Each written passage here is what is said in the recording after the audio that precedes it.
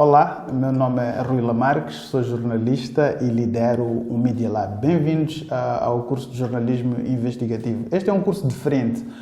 Nós não vamos falar de conceitos, vamos partir para exemplos práticos. E quais são esses exemplos práticos? Para nós introduzirmos este curso, nós vamos falar de 3 histórias. E eu começo com a primeira história. A primeira situação é de um casal, Katia Mank e o seu marido. Eles vivem juntos, têm 5 filhos e vivem com umas outras famílias moçambicanas com 2 irmãos. Um irmão da Katia e um é irmão de esposo. O que é que acontece nesta casa? O marido da Katia decide, em conluio com o irmão da Katia, vender a casa onde vive a família há já algum tempo. A casa é vendida e ele divide o dinheiro da casa com o irmão da Katia. E passado algum tempo a família é despejada. A pergunta que nós colocamos aos jornalistas estagiários, aos jornalistas de rádios comunitárias, é se poderíamos usar a história da casa da Katia ou da venda desta casa como objeto de jornalismo investigativo. E tivemos diversas opiniões. Uns diziam que era objeto de jornalismo investigativo, outros disseram que se tratava de violência baseada no género. Tivemos várias explicações sobre esta situação. O que é que concluímos na discussão? Concluímos que poderia ser objeto de jornalismo investigativo se cumprisse determinados pressupostos. É um caso isolado. É um caso que afeta uma família. Não é um caso que afeta, por exemplo, uma comunidade. Mas nós sabemos que para vender uma residência é necessário cumprir determinados requisitos. E é aqui onde esta situação ou este problema da Katia poderia se transformar num objeto de jornalismo investigativo. Imaginemos, por exemplo, que para se vender a casa teve de ser falsificada uma assinatura da Katia, tiveram de ser submetidos documentos no cartório e houve envolvimento, por exemplo, de funcionários corruptos. Já não é o caso da Katia. Não é o caso da venda da Katia, não é a situação de violência que foi feita contra uma determinada família, mas já há envolvimento de agentes, de funcionários do Estado que têm determinados papéis que deveriam exercer a sua profissão de outra forma, porque esta casa não poderia ser vendida sem a assinatura da Katia. Se a assinatura da Katia foi falsificada e há envolvimento de funcionários corruptos, provavelmente estamos diante de um sinal de alerta que nos mostra que há um esquema com envolvimento de funcionários para a falsificação de documentos.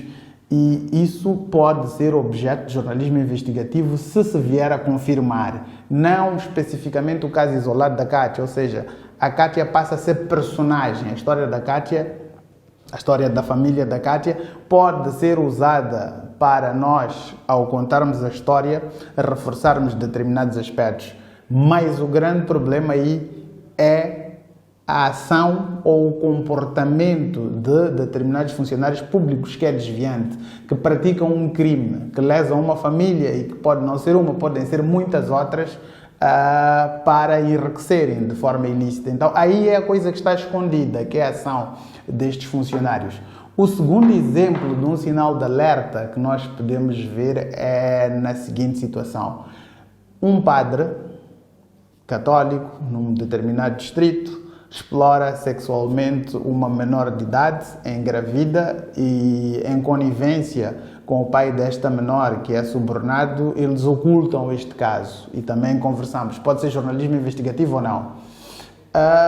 Houve opiniões divergentes, disseram que era um caso que envolvia um padre e uma família que era similar ao caso da Katia.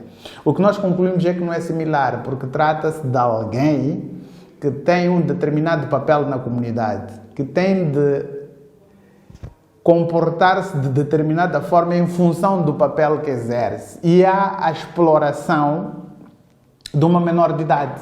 Então estamos diante de um crime. Então esta situação deste padre com o encobrimento do pai pode ser transformado numa situação de jornalismo investigativo, sobretudo se não há responsabilização sobre esse padre. Então concluímos que nesta segunda história, diferente da primeira, não precisávamos de dar grandes voltas para estarmos diante de uma coisa que podemos usar como jornalismo investigativo. E vimos um terceiro exemplo. E qual é esse terceiro exemplo? uma escola num determinado distrito que tem uma diretora e que tem um diretor financeiro. A escola recebe fundos para comprar baldes, comprar sabão, para a higienização das crianças, para combater a Covid-19. Esses valores são desviados de forma sistemática para comprar cabritos, comprar galinhas. Então, há 2 agentes do Estado, 2 funcionários públicos que estão a enriquecer com este negócio. Ou seja, aquilo que era destinado para proteger as crianças está a ser usado para fins próprios. E aqui, na discussão que estávamos a ter, ficou muito claro que se trata de algo que pode ser objeto de ação investigativa para a produção de uma matéria. Por que aqui ficou patente e sem grandes discussões?